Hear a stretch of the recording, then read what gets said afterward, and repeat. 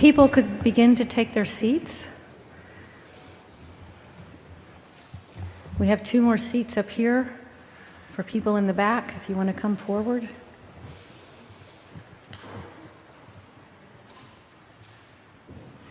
So come settle in. I want to thank you all for joining us here at Union Theological Seminary this evening. I'm Serene Jones, the president at Union, and when we planned this event this evening, even though we were open to the fact the election could go one way or the other, I don't think any of us imagined concretely that in fact we might be holding this event in what would go down in history as one of the worst days in our country's history, if not the world. It's a very serious moment that we are gathered here together to discuss and engage. At Union today, we've already begun doing our own work as a community. We gathered for 2 hours, first for chapel and then for collective conversation, and then another 2 hours devoted to scoping out plans for community organizing and ways forward. But in that community conversation, there was not a person present who you could not see in their bodies real fear. Real fear.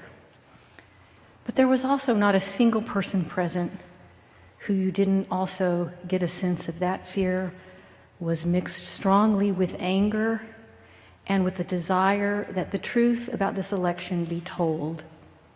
And finally, that there's a firm resolve to move forward and to protect each other, to protect the vulnerable, and to create a different path for this country.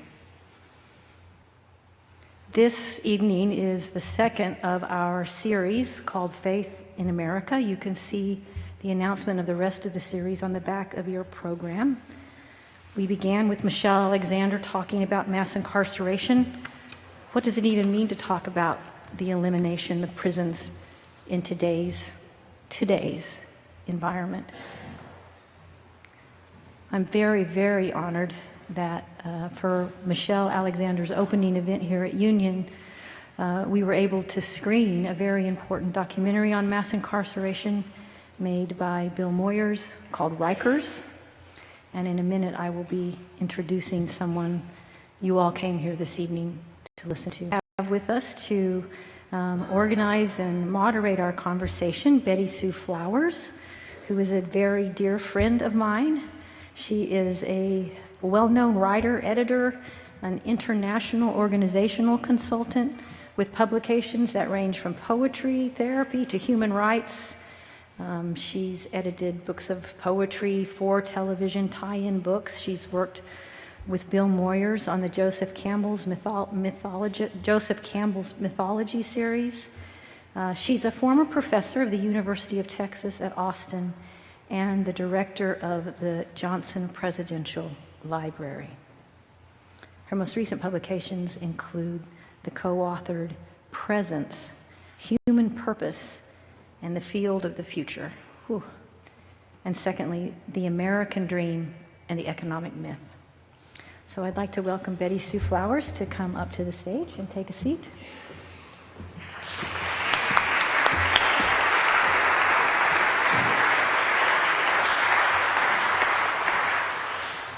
Next, I'd like to introduce Senator Bill Bradley, who is very well known to all of you, who served in the United States Senate from 1979 to 1997, representing the state of New Jersey. In 2000, as you all know, Bill was candidate for the Democratic nomination for the President of the United States. He has been close and very proximate to what has occurred. For his career in the Senate, he played professional basketball, winning 2 NBA national championships with the Knicks and an Olympic gold medal. He is with us tonight to bring us insight from the world of politics and what we can learn from team building, also from the world of sports. Senator Bradley, thank you.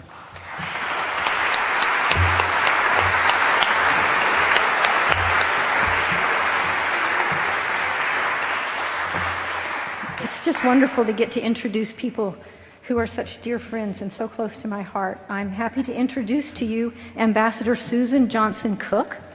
In 2011, Sue J., as she is known to us, she is an alum of this institution, was sworn in by then Secretary of State Hillary Clinton as the U.S. State's Ambassador at Large for International Religious Freedom under the Obama administration. During her 2.5 years as ambassador, she traveled to 25 countries in 27 months and served as an advisor to Secretary Clinton and President Obama on issues of international freedom. She is currently CEO of Pro Voice, Pro Vaz, a New York-based nonprofit that brings Black and brown women together. So please welcome to the stage Susan Johnson Cook, Ambassador. What is she doing?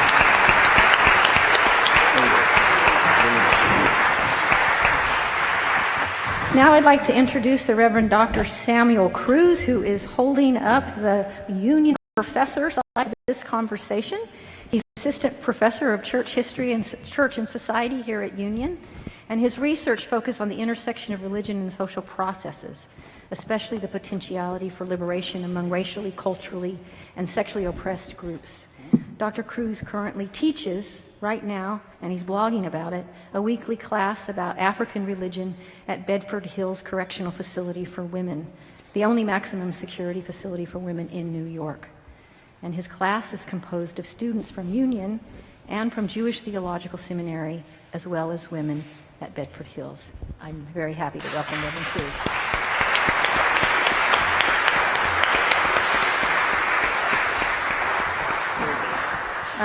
We just found out 20 minutes ago that Jehmu Green was not able to join us this evening, but I am very delighted to introduce our final panelist, Shirley Vescalez, who is the executive editor of peopleinespanol.com, which is a Spanish language American brand at Time Inc., an amazing woman. She formerly served as director of content at Latina Media Adventures, where she oversaw the content strategy across the company's 3 properties. She's an expert in developing digital content and editorials. She is part of the New York City Chamber of Commerce, where she was recently recognized as its Multimedia Excellence Awardee. So we welcome Shirley also to the stage.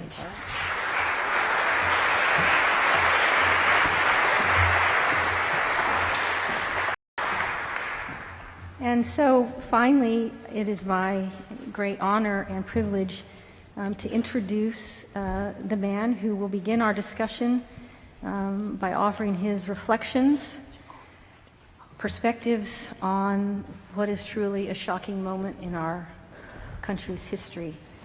A renowned journalist, he served in the White House as press secretary in the administration of LBJ. You've seen him recently here at Union with the Rikers film. The list goes on. He is a long-standing and deeply supportive friend of Union, but he's also a friend to so many in the nation. Dare I say that Bill Moyers has become, over the rich arc of his career, the moral conscience of America. Thank you, Bill, for that. Please help me welcome Bill Moyers.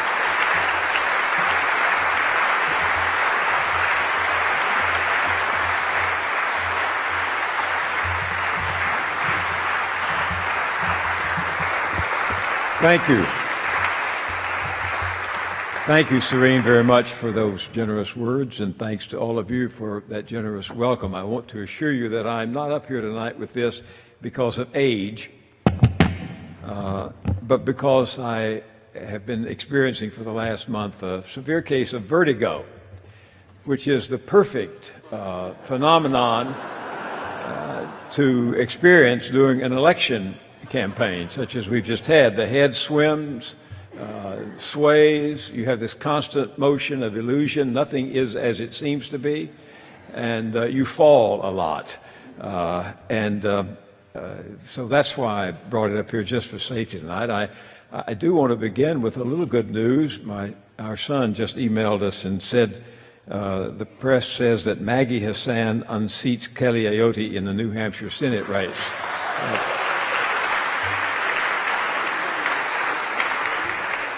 It was another close one, but it's a good addition to the Senate to offset the wall that has been erected there by the other side.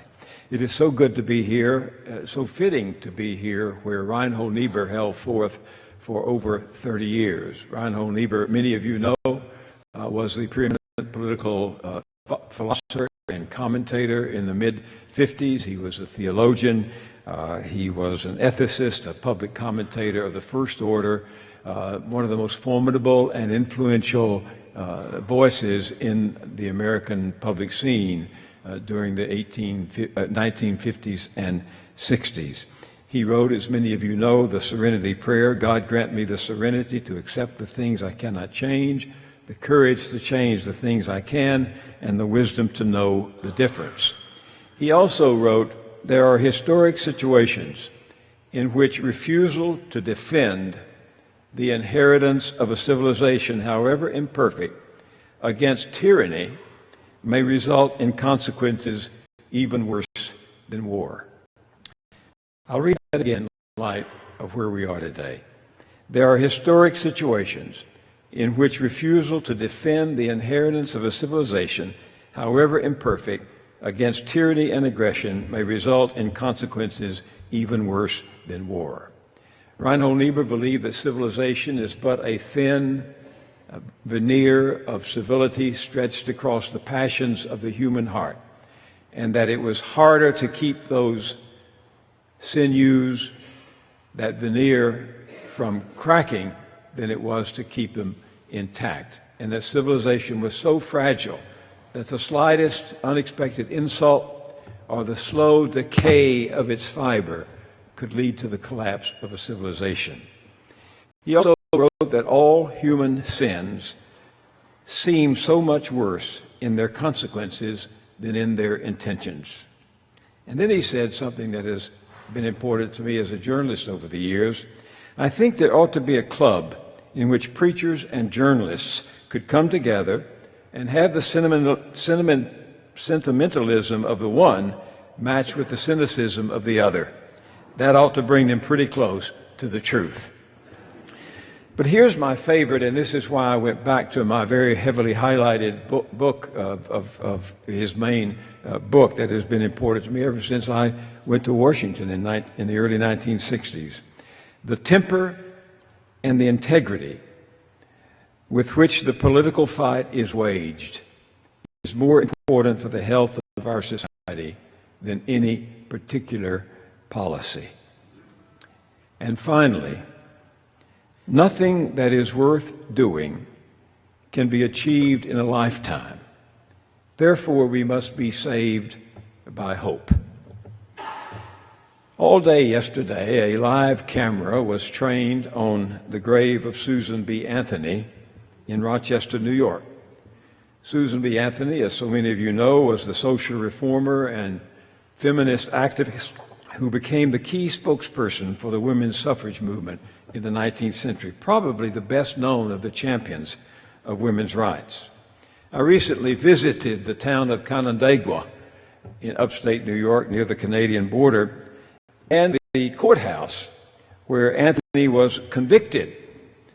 Some of you may know that she was convicted of voting.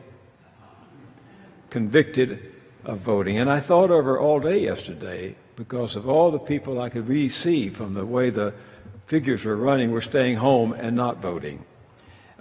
She also campaigned against slavery, two of the great evils of her day, the denial of rights to women and the treatment of human beings as property.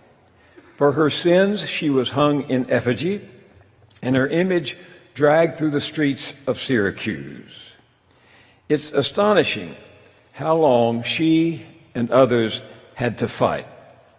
In fact, of all the women who attended the 1848 conference of rights in Seneca Falls in 1848, of all the women who were there, only one actually lived long enough to get to vote.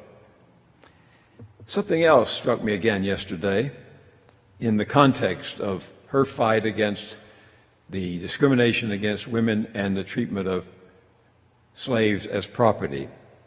After President Lincoln signed the Emancipation Proclamation in 1863, another entire century passed before President Lyndon Johnson signed the Civil Rights Act of 1964. Change, as Judith has said so often, comes slowly, never swiftly, and never from the top down. And as Niebuhr reminded us, nothing worth doing can be achieved in a lifetime, and we're saved by hope. This is my introduction to simply saying in the few minutes I have to frame this discussion, keep that in mind in this post-election era, because it's going to take a long time to recover from the distribution of power the way it is going to be playing out in this country in the next 4 years. Donald Trump, I'm convinced from reading the figures and following the stories, won because of racism and misogyny. Yesterday was a real blow to women, and it's going to take a long time to regain the ground for which Susan B. Anthony and others fought.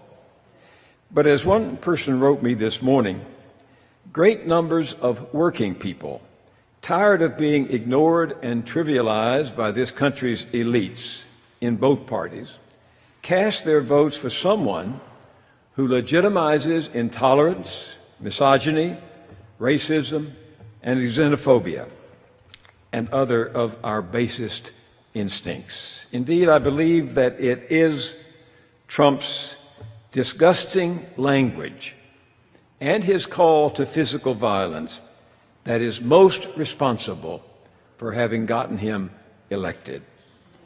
He has given his followers tacit permission to speak and act the same. In the Washington Post this morning, there's a story of a woman from Maryland named Jane Beard. She was waiting for her prescription at the Walgreens in a town called Edgewater, Maryland, and a baby stroller caught her eye. She played a quick bit of peekaboo, looked up and caught the boy's father's eye. He smiled and leaned in and said, "Listen, lady, I want to ask you something. Are you a Hillary voter? You look like a Hillary voter." For an instance, Beard, who was wearing yoga pants, a sweatshirt, and little Echo shoes, whatever they are, thought the man had sensed a kindred spirit in her. "You bet I am," she replied. Suddenly, the man unleashed a river of invective. It's, using the C word, it's like you, it's C's like you who are helping that C who's running win. She's a murderer. He went on, and it didn't get any nicer, the Post said. She was rattled. She said, "Why did you even come up here? I never said a word to you. All I did was exist in this world, in this store." "He exists. You exist," the man hissed. "Bitches like you exist, and you're fucking up the country, our America." Beard searched for the best retort. It's my country too, the Post quotes her as saying. Then she quickly left the store, sat down in her car, caught her breath, and posted the incident on Facebook. You can see it under Jane Beard. Misogyny carried the day. And as my friend wrote me this morning, from my point of view, even after listening to Trump repeatedly brag about how he's grabbed women by and how his fame gives him carte blanche in this respect, enough American voters chose him as president. Clearly, they chose him not in spite of this, but because of it. Equally, being African American in this country has just proven itself to be less of an impediment to the presidency than being female. Racism also won the day. There's a play by Neil LaBute called All the Ways to Say I Love You. And in the opening lines of that play, he asks, what is the weight of a lie? What is the weight of a lie? And when it comes to America and racism, the weight of the lie has been immeasurable. Donald Trump entered politics by becoming America's #1 birther. And that big lie, that Obama was not born in the United States but in Africa, was wrapped inside a much bigger lie, the big American lie of white supremacy, the belief in the innate superiority of white people. The ideology of whiteness has been a constant in our nation's story. The sin of slavery tarnished the Declaration of Independence and the Constitution that counted slaves as 3/5 of a person. There was the vicious pursuit of runaway slaves.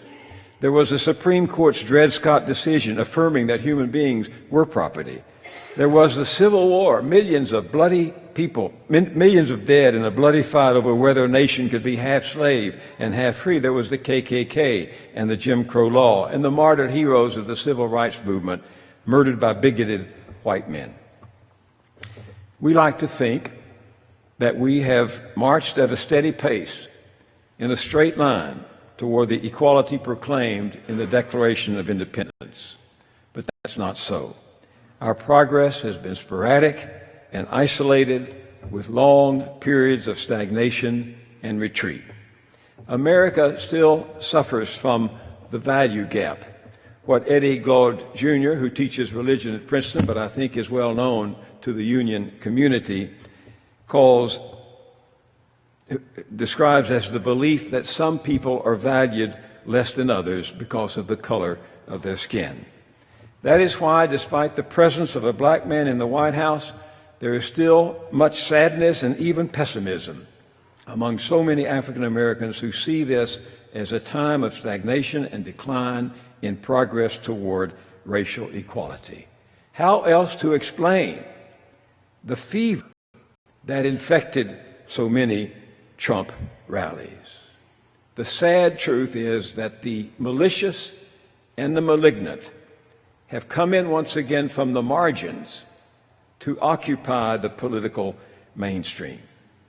And this is why Donald Trump's invocation of the big lie is the one that could hurt us the most over time. It nurtures the worst in us. It throws more roadblocks across our already tortured path in a racially egalitarian democracy. We have not bound up the nation's wounds, and we're not likely to do so until we answer the big lie of white supremacy with simple truth, that the color of our skin is not the measure of our value. And yet, we're faced now with 3 branches of government, the Senate, the House of Representatives, and the White House, and soon the Supreme Court, imbued with the sense that its mission, this party's mission, is to preserve in form and substance the reign of white supremacy. There are many other reasons that explain this election.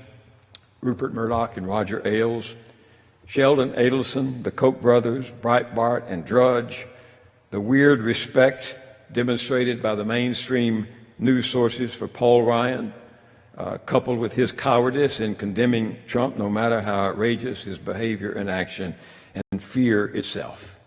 My friend Eric Alderman, who wrote about many of these in his column this morning, quoted one of my other favorite political scientists, Antonio Gramsci, who said, all we have to go on now is the pessimism of the intellect and the optimism of the will. The pessimism of the intellect that sees the world the way it is, sees Washington without rose-colored glasses, and the optimism of the will that says we will do today, and we will do tomorrow, and we will do next week, and we will do next month, and we will do next year everything we can to reverse the results of yesterday's election.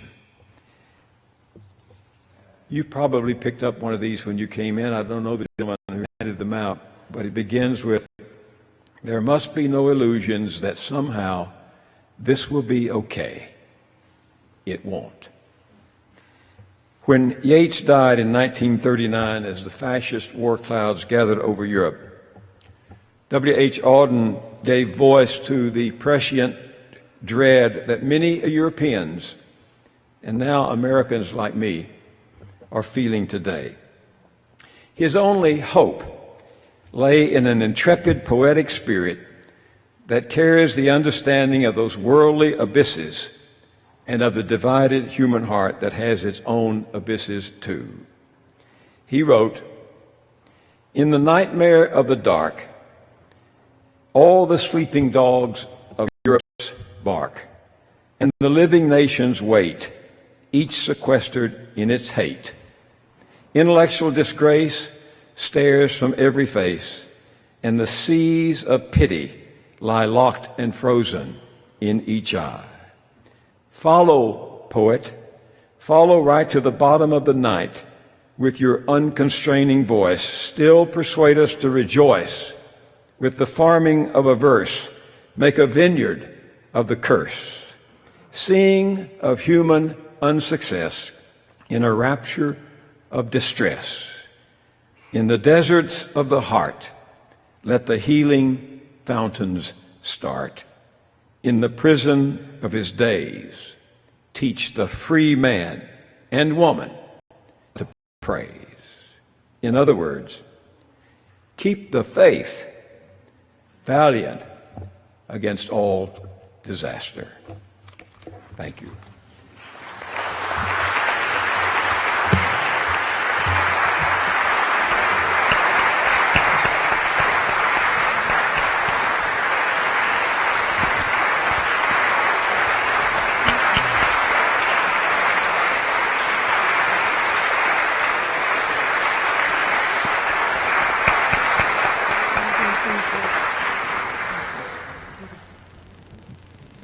Thank you, Bill. I think I speak for all of us when I say how beautiful and moving and yet hopeful in its own dark way your comments were.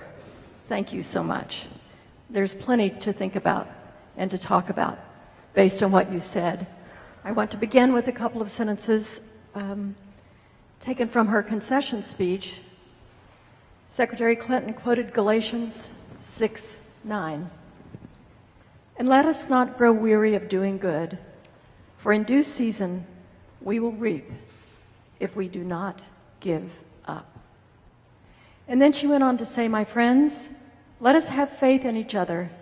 Let us not grow weary and lose heart, for there are more seasons to come, and there is more work to do." So we're here tonight in that spirit, and I think of my cousins in Texas who are watching this webinar too, half of whom voted for Trump. We're here in that spirit no matter what side of the race we were on, to ask, what are the lessons we can learn? What is the work we need to do? How can we help heal the American heart? So I would like to start with you and ask, what are your responses to Bill? How might you answer these questions? What is in your heart tonight? Well, so I'm Shirley Velasquez. I work at peoplenespanol.com, and so from the professional perspective, one of the first things I thought of, and by the way, I started my morning with the Serenity Prayer, so it's so interesting. I didn't know the name of the person who had written it, so I'm eager to look up more information there. His spirit fills these halls. Yeah, so wow, how lovely to be here and to hear that. So I said the Serenity Prayer, and one of the first things I started doing was texting my friends, because many of us, I was inconsolable this morning, and I immediately jumped into what can we do to make this better. And so we already have a meeting set up for next week. Some of my friends in the tech business, in the tech industry, to talk about how we're going to help empower the Latino community to connect with each other, and she's got some really great ideas. And so we're just going to sort of meet and brainstorm in a kind of sloppy way. We don't even have like a real agenda, but we're just going to start talking. And then, you know, the other piece of this is that I had to sort of think about how I work in an industry that was in many ways responsible for, you know, from allowing more airtime to things that shouldn't have had airtime, to creating content for platforms where we're sort of competing for space and time. We're competing for, you know, for traffic. And I had to think about, so I thought about that, what are some of the ways that I may have made decisions that, you know, prevented the kinds of stories that that would have shed more light into what was really going on. So you know, I'm in shock and in confusion and in somewhat disbelief, but I know that we are going to find our way back together, just because I've seen that that's just what happens in life. That's what happens when you have faith and when you're moved to, and how that sort of gives you the ability and the energy to start reaching out to friends and to start ideating and to start, you know, to come up with pathways to correct some of the issues. So that's that was some of the beginnings of what we started talking about. So it's sort of. I wanted to ask you first, because it seems to me that the story that's been out there, there are two stories. They're like alternate truths operating, alternate frames of the universe. How do we have a conversation if we're each of us reading our own stories and standing on different grounds of truth? Is there a way that media, which has helped us get into these separate ghettos, can help us come back together so we can at least have conversations about what the ground of truth is? Yeah, the media industry is in the process of enormous change, and it's not just the traditional forms of writing content anymore. We're talking about, you know, our readers spending enormous amounts of time on social media platforms. And so the consumption of content is not as it once was. It's not controlled. There aren't all of the filters that were once there. And that's partly, you know, because that's what the readers want. They want the kind of content that's quick and by the way, that's not new. We saw that in magazines, just, you know, the what they call front of book content, where it's that small digestible information taking lots of, you know, taking more pages up in a magazine than other sections of a magazine with the more well laid out information.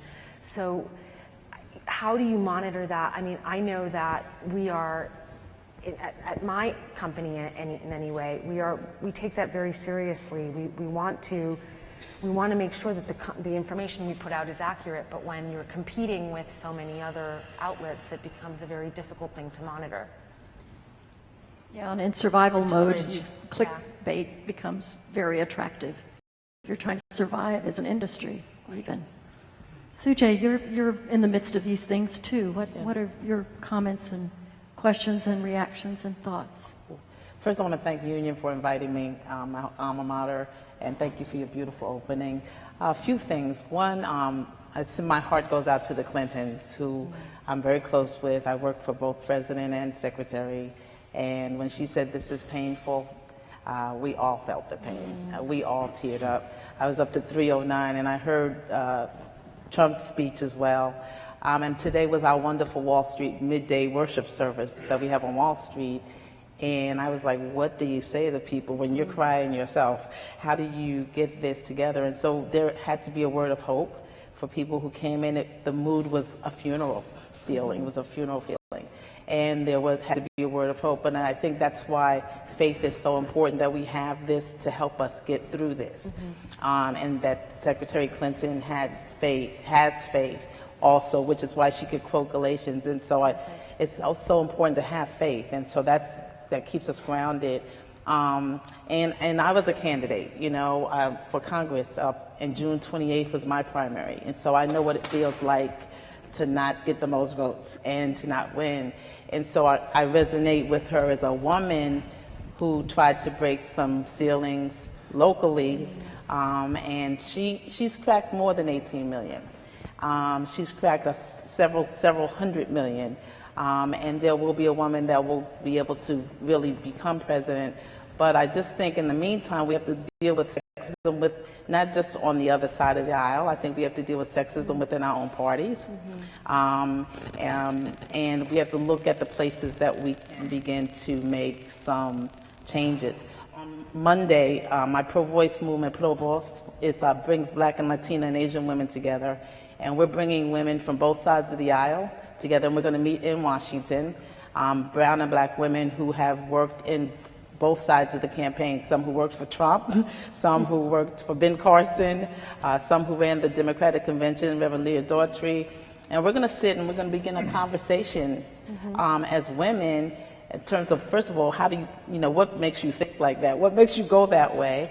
And then secondly, how do we support women who have sacrificed themselves for public life? Because it is a sacrifice.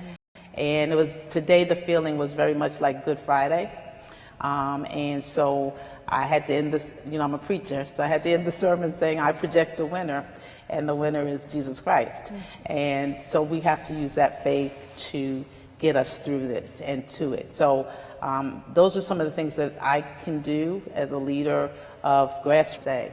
There's so many emotions right now, but to continue to be authentic and to share and put my perspective there, so that others who feel similarly will have somewhere to vent and to read and to also build their own platform. So those are some of the things we can do from this day forward, but it's a tough moment for all of us. Will you be reporting on these dialogues in your Huffington Post? I will be doing that. So we can be looking for that, I think. That would be very useful, I think. Thank you so much. Yeah. Bill, you actually ran for the presidency. What are your observations about this race? You also like Reinhold Niebuhr, so by asking you a political question, I'm not cutting out the possibility of talking philosophy too. He ran into the bigotry against height. I don't know if you could hear that. He said he ran into the bigotry against height. Well, I think it's an interesting question of how we went from 2008 to 2016. How did we go from electing an African American president of the United States and talking about the emerging Democratic coalition that was the manifestation of the rainbow? How did that happen? And now elect the president who has all of the attributes that Bill Moyers said. I would say that we have to look more deeply into ourselves. We have to understand who were the voters that supported Donald Trump. One group of people supported Barack Obama in 2008, and in 2016 supported Donald Trump. These were people who wanted change in the cesspool of Washington. Barack Obama said, elect me, and I will change Washington. And of course, Washington didn't change. And it didn't change on many levels. In some levels it got worse, but at the core of the problem was the role of money. And the role of money that erodes and eats at the core of our democracy. So this time around, people had had enough. They were angry. There was no change in Washington. And when Donald Trump said, drain the swamp, people knew exactly what he was talking about. It was, in a way, the same thing Barack Obama said in 2008. The second group of people who supported Donald Trump were those people who have fallen on hard economic times in the last 8 years, but quite frankly, in the last 25 years. I remember traveling with Bill Clinton in 1992 on his bus tour through western Pennsylvania and going through small towns that were decimated, jobs gone, people hanging out at the pinball machine. So this is not a phenomenon that has occurred in the last few years. This is something that is slow and moving in a way, almost an inexorable way. And there are two forces behind it. One is globalization, and the second is technological change. The coal miners of southern Ohio and West Virginia who lost their jobs, have lost their jobs not to globalization or to global warming, but they've lost their jobs to technology, because now the coal can be mined with machines, where before it took miners. Globalization. In 2002, between 2002 and 2012, 40,000 factories closed in America, and 6 million people lost their jobs. And these jobs were concentrated in the upper Midwest, in Pennsylvania, in Michigan, in Ohio, in Wisconsin, in Indiana. And these people looked for help from someone, and help did not come. And I believe Barack Obama understood that and wanted to help and thought of things to do. But the Republicans in the Congress totally frustrated his effort to do anything of real significance. So each of these groups, those who want change in Washington and those who've been hard hit by economic change, deserve our attention. And yet, we have not given them our attention. In some ways, we have ignored them. In other ways, we've felt that they were kind of making us feel uneasy. In other times, we said, no, you don't understand. You don't understand. It's the larger forces that will make the world better. Your job, well, that'll just have to be a problem. And of course, that is the issue with the whole free trade, which is the benefits of free trade are broadly spread and are small but broadly spread. The negative aspects of globalization are very personal, very real, and very hard-hitting. 6 million people lost their job. Now, not just to globalization, but also to technological change. And this is not going to stop. In the world that I live in now, I seek to find young companies, and I ran across a young company in San Francisco about 6 months ago, 2 physicists, PhDs, that were developing a machine that would cut, mash, prepare, cook, and wrap cheeseburgers. So, on the one hand, how ingenious. On the other hand, what about those millions of people flipping cheeseburgers all across America? This is a challenge that's out there that has not been addressed. And so when I think of these two groups, and I think of President Trump and his answers, I can't see how he succeeds. There's 4.9% unemployment right now. Is he going to reduce unemployment under 4.9%, which is full employment? I don't see how he's going to do that. How is he going to bring Apple manufacturing phones back to the United States to manufacture phones, as he has said? It can't be. And so there's a choice that he has made, which is to think about the future by looking at the past. And there's an opportunity for the rest of us to think about the future by looking to the things we need to do to secure that future. And of course, the other elements of the people who voted, I know you want me to do a few minutes, but the other elements of the people who voted for Trump were those people who were profoundly uneasy with social change. I mean, women in charge, God forbid, right? Or gay marriage, or very uneasy. And this led, of course, to this ironic thing of evangelicals championing the cause of Donald Trump, who, if you looked at it, would not be someone you thought might be sitting in the pew next to you on a Sunday morning in the Baptist church in Dallas, Texas, right?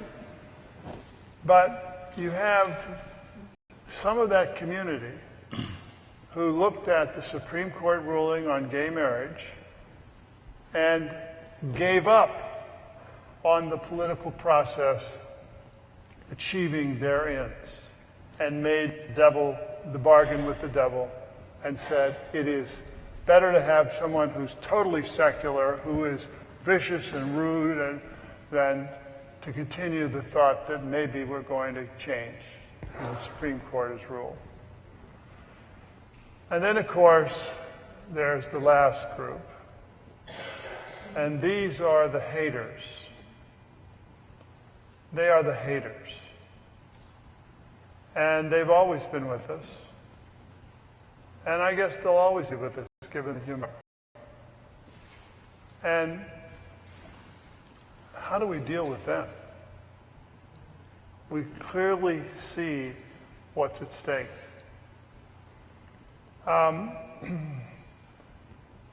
One of the things that I thought of last night as this was emerging was this could be 1876. 1876, of course, being Rutherford B. Hayes versus Samuel Tilden, a New York politician, Democrat. Tilden, I think, Ohio politician, Republican, who cut the deal that removed the troops from the South and that moved the South into the land of Jim Crow, where states controlled everything, including who voted, how they voted, what jobs, etc. So we must be clear about this. And the haters are out there. And Donald Trump has an opportunity. And I believe the first thing he has to do, if he truly has a modicum of interest of doing what he said last night, bringing people together, is he must find in his soul a way to express deep regret to the African Americans, Latinos, and Muslim Americans that he slurred, to the women that he denigrated. He must find that and understand that those wounds are open and oozing, and he has to try to heal them by repudiating some of the words that he said. The other thing he has to do is he has to appoint a competent cabinet. A competent cabinet. A cabinet that I'm not having hope that it will reflect America. But at least it should not be alt-right. And at least it should not be crazy general. It should be people who at least have some competence. So I look at this and I say, this was not something that happened overnight. Americans did become more racist between 2008 and 2016. So there were other causes here. And the racism the hating, unfortunately, are a continuum. And the hope here is that because of this change, and Republicans now in the country occupy more offices, the president, the vice president, the Senate, the Congress, more governorships, more state legislative positions than any time in the history of the Republican Party. So our work is cut out for us, but we have to see clearly what's at issue. And there are other things that we need to do to think about the future, to prepare for tomorrow. Wow. Wow.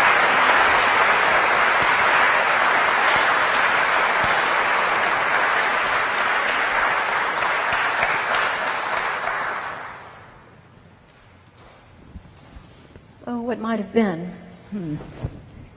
Thinking of candidates. I want to give the last word to one of our own here, the Reverend Doctor sitting in the middle. And I'm not asking a question specifically. I would just like to hear from you about all of this.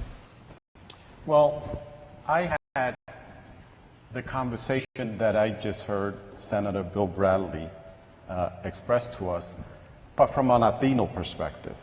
And it started last night while I was driving up to Bedford Hills Correctional Facility. I called a friend of mine, Angelo Falcon, who's a political scientist, executive director of the National Institute for Latino Policy.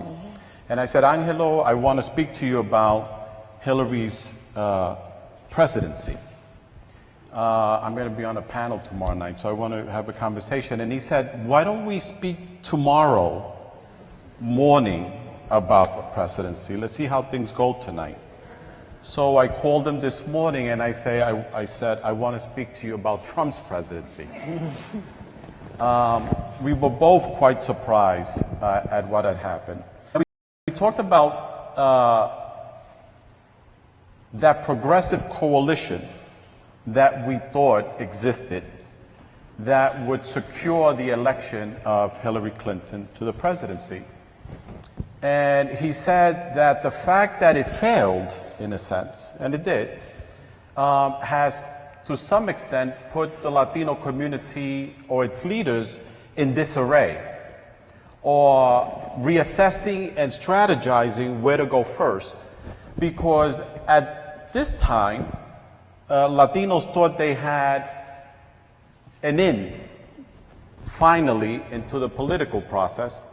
In fact, Ken Salazar, the Mexican-American, was Hillary's transition chairperson. And people were all excited and planning around the fact that they thought they had a little leverage this time in the political process. And now that has ended because this progressive coalition that was supposed to have power and at least some leverage for people of color to become more active and participants of the political process would take place. So we realized that we need to start looking at other strategies at this point, and no one knows where to begin yet. It's still early in the process. But one of the things that we agreed upon, and several other Latino leaders that I spoke to throughout the day, is that if we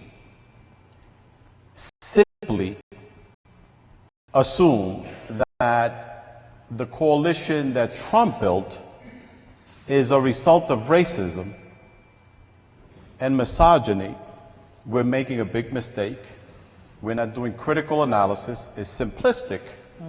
And this is coming from people who are the victims of racism, Latinos and blacks. So I'm not saying it lightly. We just assume, maybe incorrectly, that 50 million people can all be ultra-racist and hyper-racist and white supremacists. And in fact, we assume that there are as many races within the Democratic Party as there is within the Republican Party. They just vote differently and have different ideas. So in order for us to get someplace, to a positive place, in this process, we have to do critical, real serious analysis about what took place. And some of it, I agree with the senator, is neoliberal economic policies. White poor people that we might disagree with their social agendas, but have been marginalized. Both parties cater to the elites. In fact, in the Obama administration, Latinos make up 7% of federal workers in general, and even less of his cabinet. And we're 18% of the country's population. So when we even speak about whether Trump will have a cabinet that will reflect the United States, have Democrats have cabinets that reflect the United States. So I think this is an opportunity for us to seriously look at what are the challenges before us, and not to simply assume that the 50 million or so people who voted for Trump are hyper racist white supremacists, because we know that racism is ingrained in our society, and that's part of who we are at this point. And I don't know if it'll ever change, but we can make it better. May I ask a question?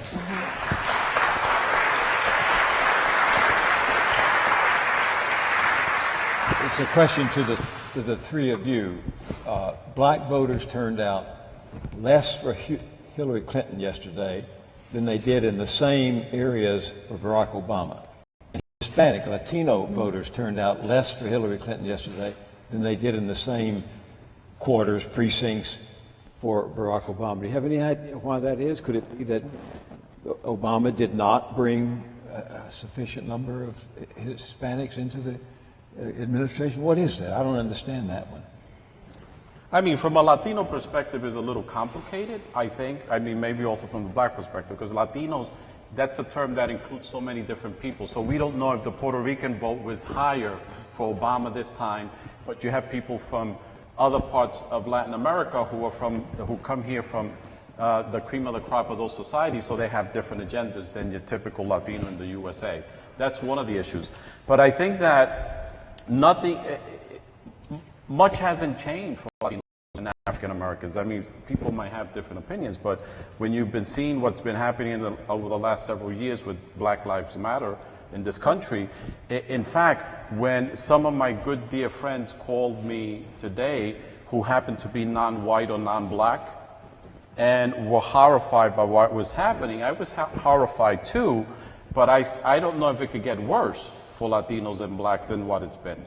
So I'm not that scared, because we've been living under violence and horror and economic depravity and educational depravity for so long that I don't know if it, so I assume that people were not as enthusiastic. I personally could even speak for myself. I didn't want to vote myself, but because of the Supreme Court justices, I decided that I was going to ask people to vote, and I voted myself. If there wasn't an issue with the fact that Supreme Court justices could change this country for the next 40 years, I probably wouldn't have had the desire to go vote myself. Well, let me try to give you a little picture. You said you couldn't imagine things being worse. I can imagine things being a lot worse. For you as... For you. For me? For Latinos and African Americans. Okay. States in the South, maybe Texas, a lot of Latinos, Florida, a lot of Latinos, African Americans, they pass laws that make the voting today impossible tomorrow. They pass restrictive voting laws. Even more, there are 3 new Supreme Court justices appointed by Donald Trump and influenced by the alt-right and the haters. There are plenty of people in appeals courts, district courts. So the lawsuit is filed in North Carolina or in Texas or Alabama or someplace, alleging that these law changes violate civil rights. It's a little more difficult now to prove that because the Supreme Court has invalidated the section of the Voting Rights Act of 1965 that gives the Justice Department the right to oversee any local change in election law. So those elections laws change, overtly discriminatory. A lawsuit is brought by voting rights groups. It moves up to the appeals court.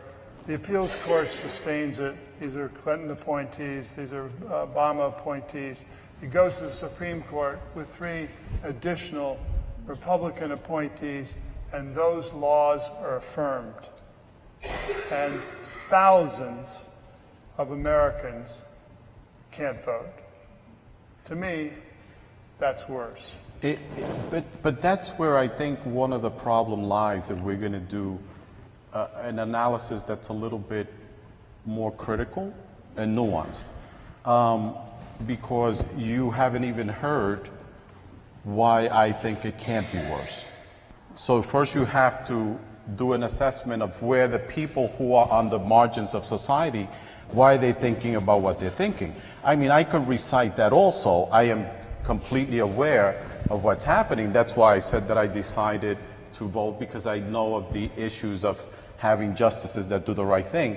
But I also know that despite the fact that we could vote, prisons are filled with Black and Latino men and women, that education is as bad as it's been for 50 years, maybe worse, that we have very low representation in all institutions of our society. So if Democrats want to understand why some Republicans voted for Trump, those who are not the haters, they have to start also trying to understand people of color within the Democratic Party and not assume that we could come and teach them immediately and assume that they don't know what the situation is. Right. In fact, we're acutely aware because it affects us directly. Every day. So we need to become more open to trying to understand why people are feeling the way they're feeling. As for Black votes, I think there's also a couple of things. In the millennial world, I have 2 millennials in my family, and I listen to the conversations. We cannot count out the Bernie factor. Right. And there were a lot who were going to vote for Bernie. They did not see Hillary as the alternative. So many just said, I'm not going to vote. And then there is a large number of the population who are Black Republicans. And I think you're going to see a lot of movement because there's some who are dissatisfied with the Democratic Party anyway. And so I think we're going to see some shifts. But I think, to do a brief analysis the day after is, kind of surface. It's kind of yeah, we can't really get into who voted whatever. But I think that we don't, vote monolithically. We're not a monolithic group. So just like there are Puerto Ricans and Mexicanos, there's, Africans who are from the diaspora, there are Caribbean Americans. I mean, so I think we still haven't done an in-depth analysis. And so I think it's too soon to kind of say But why. The Pew Hispanic Center, which has all kinds of great information about the community, they talked about how only 54% of registered Hispanic voters believed that the Democratic Party had their best interest in mind or represented their interests sufficiently. Things like access to health care, access to education, and whereas only 30% of the Hispanic electorate believed that the Republican Party looked at them favorably. So it shows, and to reach the millennial point, that was exactly it also, that there was a map that if you looked at how millennials voted across the country, it would have been a very blue, color. But yeah, so when you look at all of these pieces, you have this young disenfranchised voting group who feels like the candidate they wanted wasn't there. Yeah. I do want to open this up to the audience, and I think is someone going around with a microphone here? It's set up there? Okay, we're going to have a microphone in the aisle, if you could just line up behind it, and when you speak, could you say your name first and then ask the question of any panelist or of all the panelists? Or Just ask the question. Yeah. it'd be good to have questions rather than speeches. Yes, hi. My name is Philip Lynn, and it's a pleasure to be here tonight. And I want to thank all of you for sharing this information with us and for being here. We feel, I can speak for myself, feel very supported by your presence, and it's part of the healing process. I have a question specifically for you, Senator Bradley, and you rightly, I agree, point out the economic dislocation that has been driving a lot of this upsurge for Donald Trump. And I wonder what it is that we can do to address that. Because as you said, globalization isn't going away, and he is not going to be able to bring the jobs back. So as a nation, if we can feel the pain of these people, what do we do? How do we create jobs for them? Infrastructure, education, and immigration are the answers. Infrastructure, education? Infrastructure, education, and immigration. Infrastructure, there should be a $500 billion infrastructure program in this country. Look at go to the airport. A $500 billion infrastructure program that addresses the 50 highest priority infrastructure projects in the country.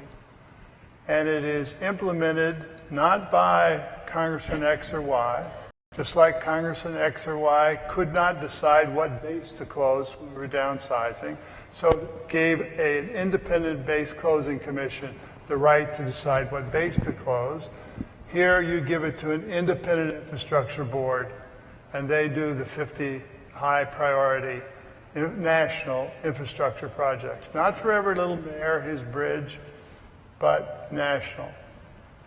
That would generate probably 8 million jobs, more than the jobs that were lost. Education. If you're not on the cutting edge, and you don't have the faintest idea of what robotics are, artificial intelligence, or machine learning, or go right down, you're lost. So those skills have to be developed. Immigration.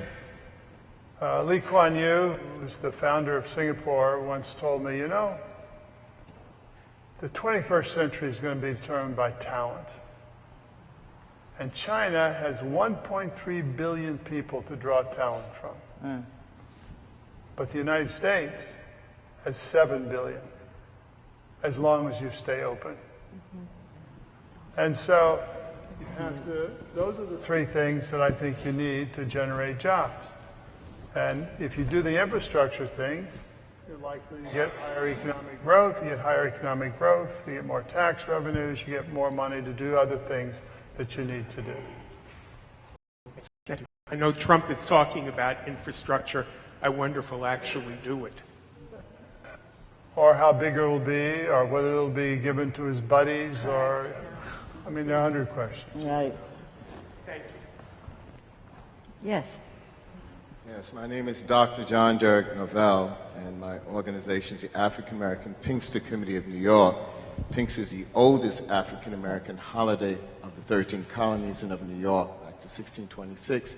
I'm also affiliated with BAJI, the Black Alliance for Just Immigration, and also with Afro-Latino Forum. And what I think we should really mourn here, we should have a requiem for democracy. It died. It died here. And what I am concerned about is several things. For one thing, with the Democratic Party, because I always tell people I'm a New Deal Democrat. I'm not a new Democrat, I'm a New Deal Democrat. You know, I was born 9 years after FDR.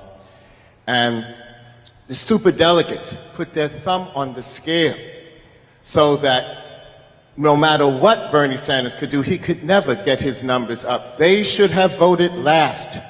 And they should have let the primary process continue. Even Obama didn't wait for D.C. to cast their votes. And D.C. has no representation at all. At least let them vote. It was only a couple of days. And I can tell you there was voter suppression down here in the valley where I live in Harlem. There was voter suppression, and it was done by the Harlem for Hillary campaign. I'm not saying Hillary, but they were electeds, as we call them, the Black Tammany Hall of Harlem, who did some things to suppress votes in people who lived in public housing who are disabled. I know personally that that occurred.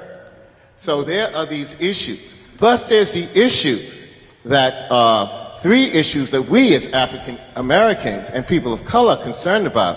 And I wonder if any of you know about them. Directive 15 comes from the Office of Management and Budget of the White House.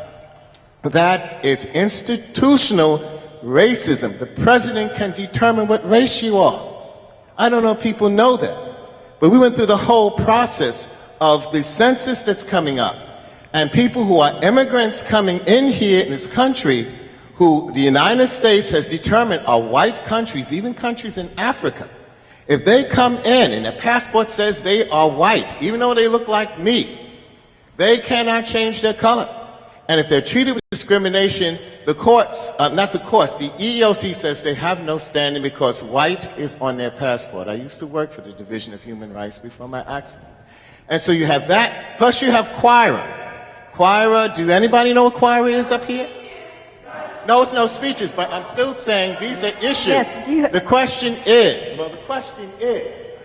how do we get people to know what these issues are? How do we get an agenda together so that we can fight on these issues and fight for democracy and democracy for people of color? Thank you.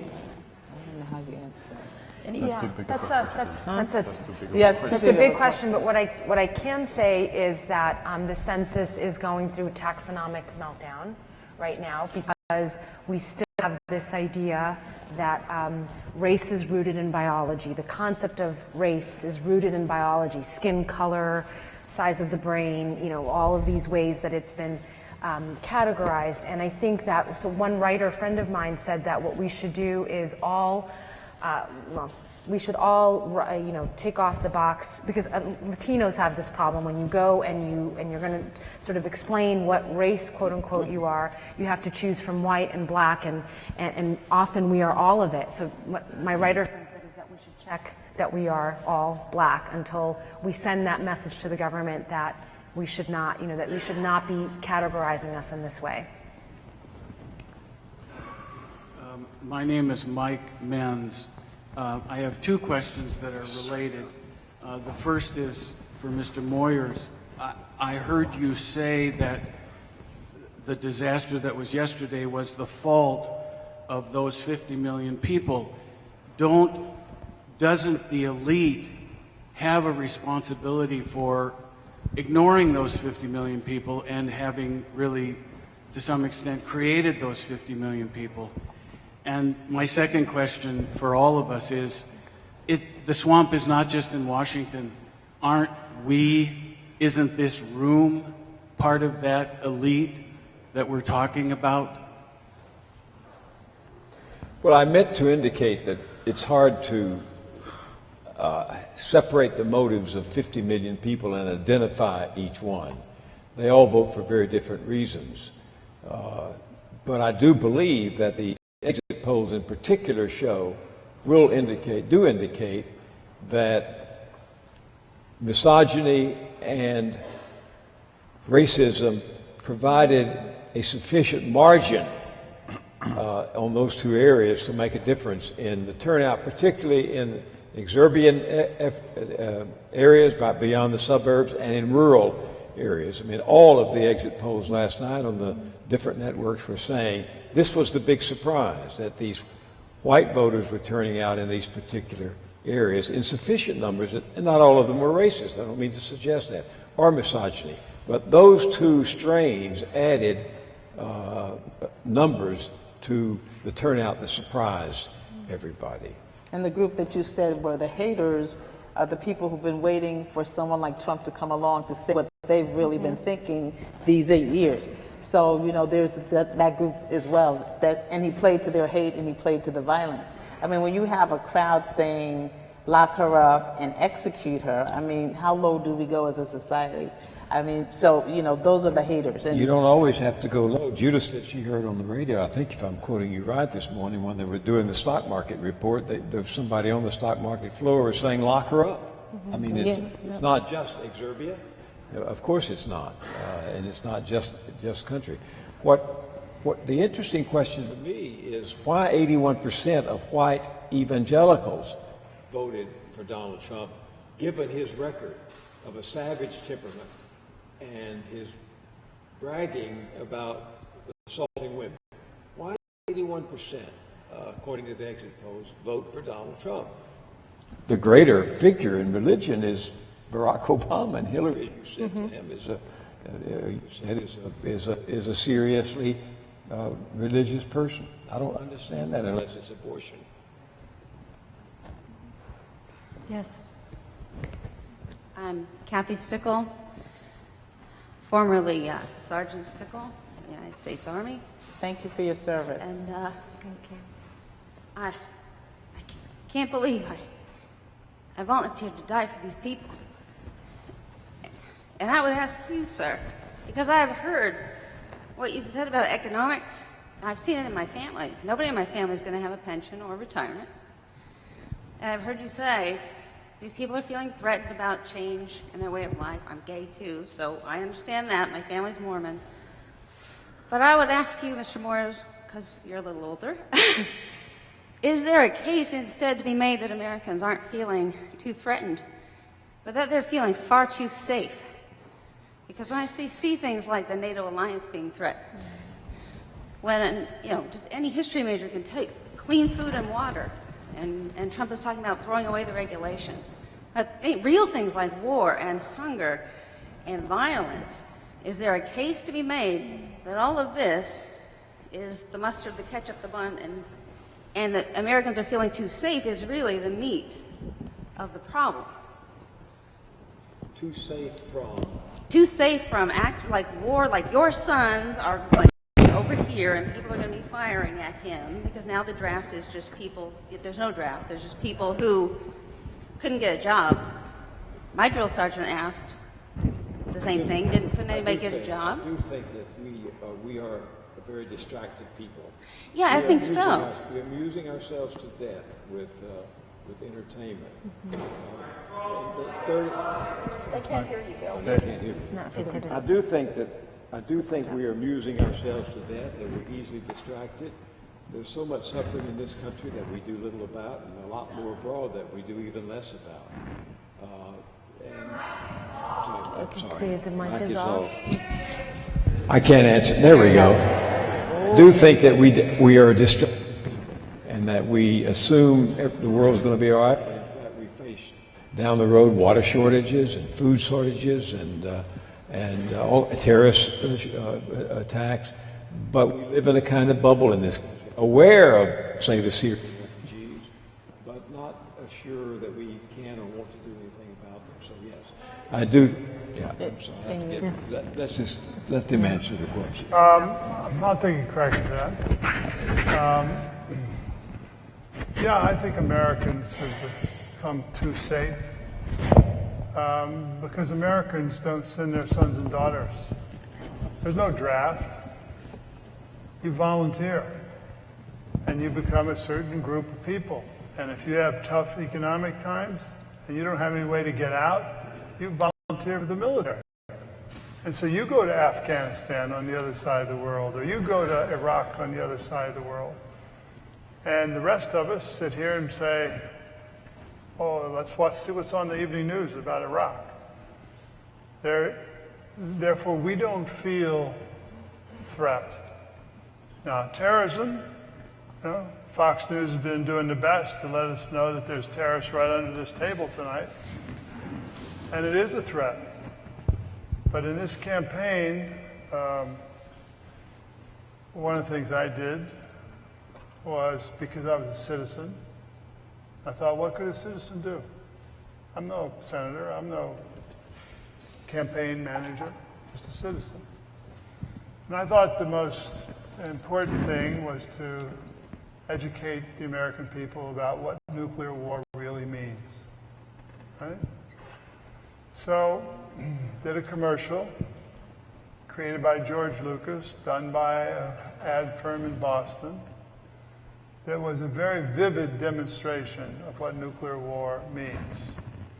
It was referred to as the second Daisy, the first being the Bill Moyers Daisy in 1964 that ran once, right? And I took it to Ohio and I raised the money, ran it for 8 days in Toledo, Cincinnati, and Columbus, and also in Florida. The reason for that is people have to feel, they have to understand what a nuclear war is. I sent it to a lot of people for funding.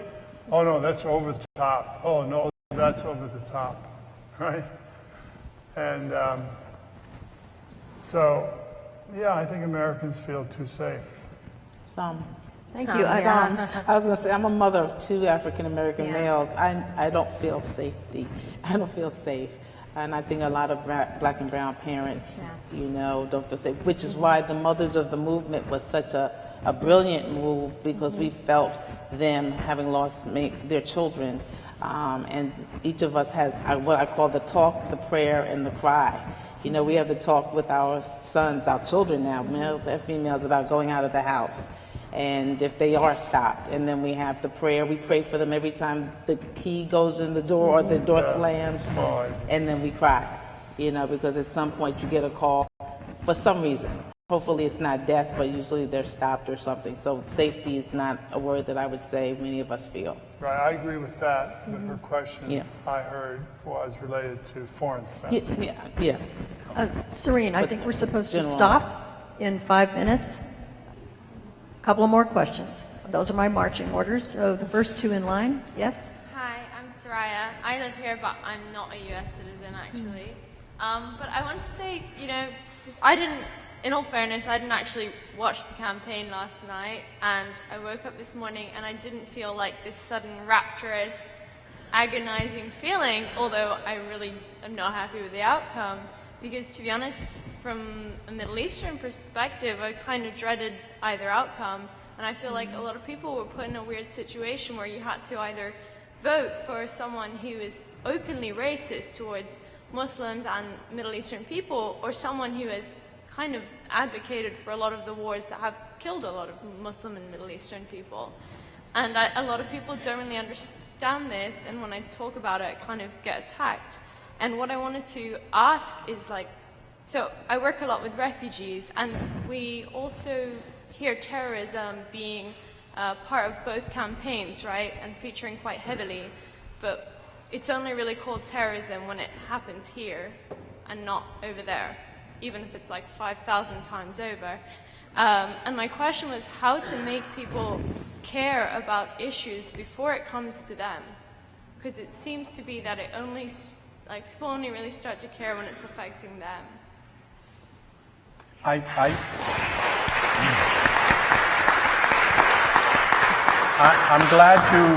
glad you raised that issue, because I was going to speak a little bit about that, in the sense of, if we're going to talk about analyzing what happened in the election in general, not only put our gaze on Republicans but on ourselves, we have to start thinking about the moral issues that pertain not only to the internal politics of the United States, which usually benefits most Americans, what happens internally. But what's happening externally, we really don't put much attention to it, and we don't care about the brutalization that we cause and the death that we cause in other places. For example, Hillary Clinton, unfortunately, in one of the WikiLeaks, there were comments by her speaking about how to attack Syria to benefit the state of Israel. So it's not as much about caring for the victims of Assad, but about our geopolitical agendas. So if we're going to speak in terms of morality, and especially as people of faith, and we don't want to be like the evangelicals that supported Trump, that seem to be hypocrite, we can't allow ourselves to be hypocritical by not looking at the things that we don't really want to look at, because they're damaging to us here as a nation. And this will be the last question. I apologize to the rest of you in line there. I hope you'll have a chance to come up and talk with these panelists as they leave. But this is the last question. Okay. Hi, my name is John Braden, and I'm an educator, and I co-produce a weekly TV show, a cable show on education, arts, and social change. So Bill Moyers, you are my hero. My wife and I, we co-produce the show. We're trying to follow your big footsteps. But also, what about the role of media in this whole thing and how they covered it like a horse race, you know, basically. And as an educator, I've witnessed the corporatization of the academy and of the educational system. People now think getting a degree in business is being educated. So the breaking down of lacking of teaching of the humanities, of critical thinking, how does that play into it? I mean, Bill, you had Henry Giroux as one of your guests, who was one of my great heroes, right? So what as a piece, and then also I wanted to talk about how the did the corporate Democrats serve this to the Republicans? The corporate Democrats looked like a lot of those people voting for Trump were Bernie people, okay? Could this be a watershed moment when either the Democrats will get back to their New Deal roots? I was recently looking at Lyndon Johnson's Great Society speech, and he said a lot of radical things. He was a lot more radical, and he was even saying spiritual things about community and caring. I was just blown away by Johnson and how far we've come from that, right? So is this a watershed moment to get the Democratic Party back on track, or creating a new non-corporate party of the people where you could peel off some of those 50 million people who voted for Trump, who, you know, voted because they, you know, their economic interests, but would vote for someone who is saner and not so crazy next time around. That's all. I'm going to throw this to Bill and give him my, so he can do the benediction, because you have a three-part question there. Sorry. No. One about the media, one about the Democratic Party, which And education also. and education, and with the LBJ thrown in. I think it all belongs to Bill. Okay. And Bill, I will then ask you when you finish responding to dismiss us. I'll just deal with the first one because it would take the rest of the evening if I gave it full attention. The media, I have a hard time with the word because it's a generic word that covers, you know, Bill O'Reilly's in the media. I'm in the media. Huffington Post is in the media. The National Enquirer's in the media. So you have to really look institution by institution or journalist by journalist. And there is a lot of world-class journalism being done today, much of it on the web. There's some excellent investigative reporting done by the Washington Post, the Wall Street Journal, the New York Times in this campaign. But one story that the New York Times did on how Trump used the tax code to make his money by spending other people's money and losing it, got 16 million views online. So there is good media, good journalism being done. Not enough of it, but a lot of it. The media as a whole, the broadcast media did create Trump. When he was the nation's #1 birther, he could get on one television and radio show after another, lying about Obama's birth certificate and not being challenged by a single anchor or a single journalist. You don't have to just go to Fox News or Bannon or Breitbart to find that. The president of CBS Inc. Said, bring him on. Every time we put Trump on the air, the ratings go up, and because the ratings go up, the advertising rates go up. So they just kept putting him out there unchallenged, untested, and unaccountable. So the broadcast media in particular deserves a lot of opprobrium for its genial worship of Donald Trump in his early days. In the last 3 months, starting with September, many people in the media became much more severe and critical of Trump. I won't take the other two questions. They require too much. Thank you. And thank all of you for coming tonight, and thank the panel very much. Thank the moderator.